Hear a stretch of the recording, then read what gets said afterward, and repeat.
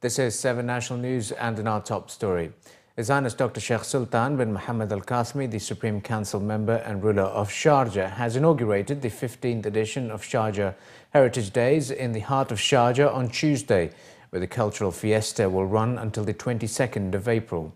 His Highness Dr. Sheikh Sultan, other sheikhs and dignitaries watched a series of folk performances to officially mark the beginning of the annual cultural festival, which included performances from a number of countries, including the UAE, Bahrain, Georgia and Malta, which is the country guest of honor this year.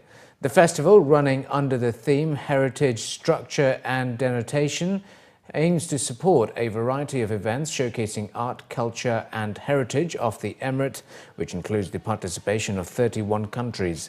Apart from Sharjah city, the latest edition of Sharjah Heritage Days is also taking place in the towns of Al-Maddam, Ad-Daid, Maliha, Khurfakan, Kalba and other parts of the Emirate. The event will feature a number of reading sessions for children every day at the Heritage Days Theatre, which is situated in the heart of the traditional cultural district.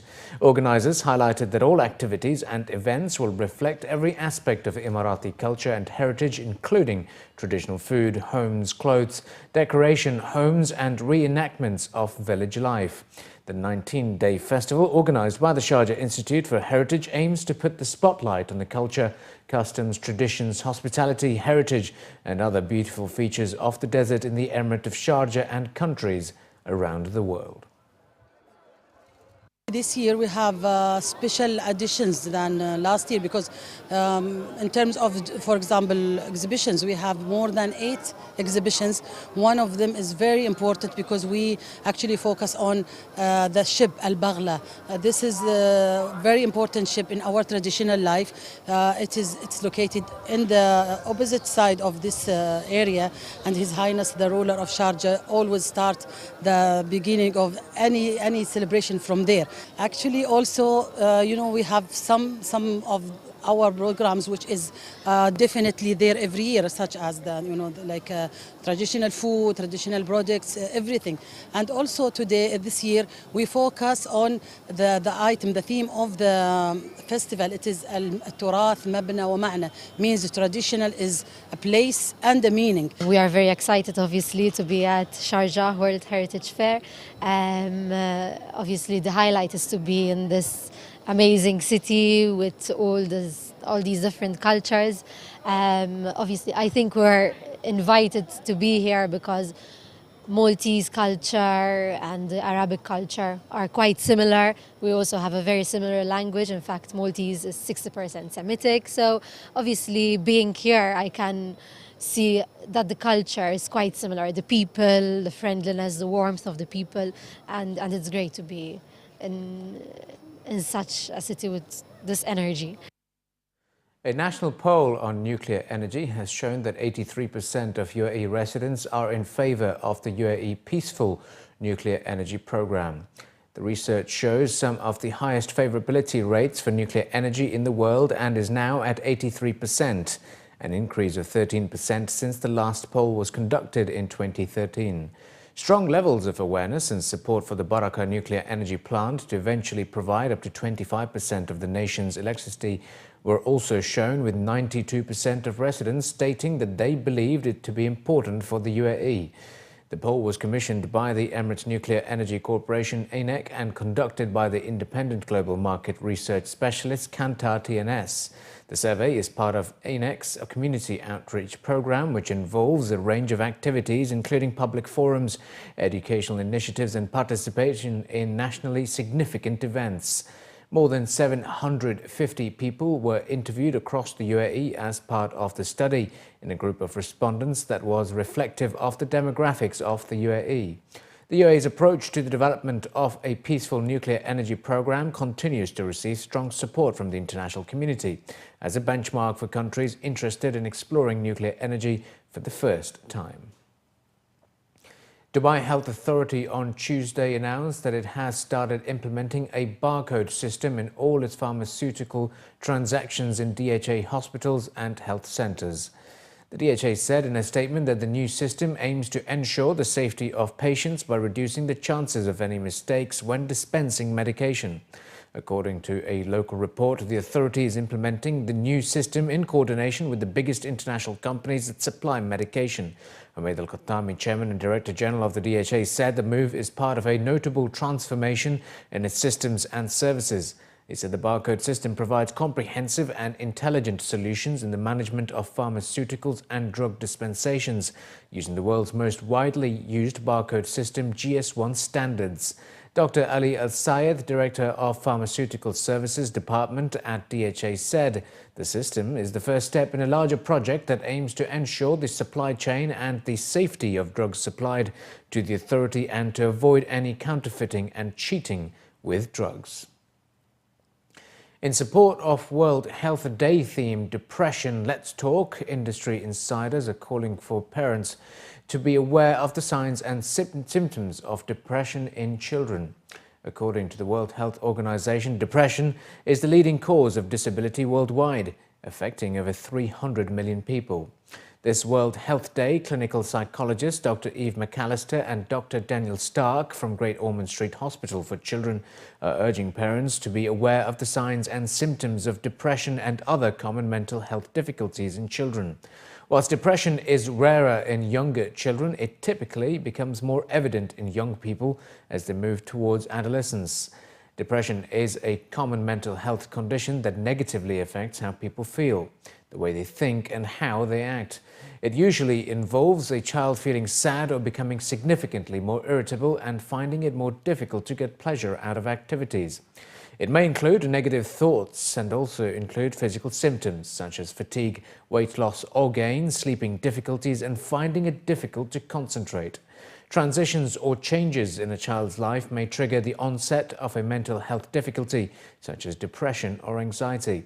For parents who are worried that their child has depression or a mental health condition, experts are urging parents that the first step is ensuring the child gets a thorough assessment from a mental health care professional. Emirates has introduced another service to mitigate the inconvenience of the recent ban on electronic devices on board US-bound flights. From today, first and business class passengers will be able to borrow tablets on board Emirates US-bound flights, allowing them to continue working during the flight, the airline said in a statement. The new service is in response to the US Transportation Security Administration directive, which requires all passengers traveling on non-stop flights to the US from Dubai to check in their laptops, tablets and other personal electronic devices larger than a smartphone.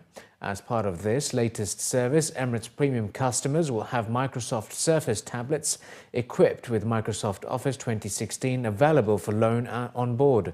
Customers can then download their work onto a USB, which can be brought on board and plugged into the devices to continue working seamlessly.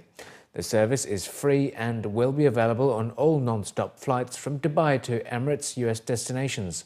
For customers who prefer to stow away their personal devices, Emirates had introduced a laptop and tablet handling service for US-bound customers. This free service has been made available to passengers in all cabin classes since the 25th of March, which was when the new TSA rules took effect. The National Centre of Meteorology and Seismology said it expects windy and dusty conditions to affect most of the UAE until Friday, except for some of the islands where the weather will remain cloudy. The temperatures for Wednesday is expected to range between 19 and 29 degrees Celsius over the internal and mountainous region, with mild to strong mid-northwesterly winds that will especially affect the sea and exposed areas of land. Wind speed is expected to kick up to 40 kilometers and 45 kilometers an hour from the coastal area of Fujairah to Al Ruwais in Abu Dhabi. On Thursday, weather forecasters expect fair to partly cloudy in general, with dust clouds continuing to affect most of the country. The NCMS also warned motorists to take extra caution as road visibility is expected to reduce down to less than 1 kilometer. A chance of fog and mist is also expected to form on Friday morning. During the dusty conditions, authorities are urging residents to keep windows and doors closed at home and when driving to close all windows. Additionally, residents should avoid outdoor exercise. And finally, in the bulletin, Qatar's Nasser Al Attiyah stormed to a fourth successive stage victory in the car category and the Abu Dhabi Desert Challenge, as Dubai-based Sam Sunderland won the motorcycle special to regain the advantage on two wheels on Tuesday. Starting sixth on the road for the 288-kilometre passage, Sunderland delivered another stunning performance on his factory Red Bull KTM 450 rally and now holds an advantage of 3 minutes 6.7 seconds over Chilean rider Pablo Quintanilla. Frenchman Pierre-Alexandre René knew it would never be too easy to open the road with such top-class competition, and the Husqvarna rider finished the stage in fifth and holds a similar position in the rankings behind the leading duo KTM's Matthias Walkner and Honda's Paulo Goncalves. Walkner was awarded a 1-minute time penalty in the bivouac on Monday evening for speeding in a control zone at PC3, and that meant he lost the overall lead to Goncalves at the start of day 3. Mohamed Al Attiyah and Frenchman co-driver Mathieu Baumel stormed to the car stage win in cooler and windier conditions in the Toyota Hilux. The Qatari now heads Abu Dhabi Racing's Sheikh Khalid Al Qasmi with 39 minutes 38 seconds with 2 days remaining. Al Attiyah led the car entourage into the desert for the third day, but injury meant that Vladimir Vasilyev was forced to miss the rest of his event in his Mini All-4 racing. Today sees the penultimate stage of the event and the last of the loops through the Rabb Al Khali.